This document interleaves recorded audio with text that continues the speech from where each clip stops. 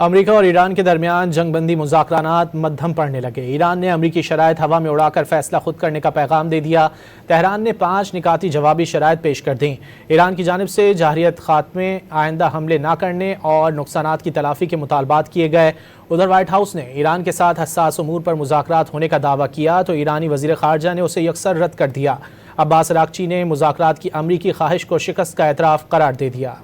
امریکہ اور ایران کے درمیان مذاکرات سے قبل ہی ایک اور اہم موڑ آ گیا۔ ایران نے امریکی تجاویز مسترد کر کے جوابی شرائط پیش کر دیں۔ ایران نے امریکی تجاویز کا جائزہ لے کر فوری مذاکرات کا امکان یکسر رد کر دیا۔ تہران نے امریکی تجاویز کو غیر متوازن اور حد سے زیادہ مطالبات پر مبنی قرار دیتے ہوئے باور کرایا کہ جنگ بندی کا فیصلہ ایران کی شرائط پر ہوگا۔ اس سے پہلے جنگ کا خاتمہ ممکن نہیں اور نہ ہی کسی قسم کے مذاکرات ہوں گے۔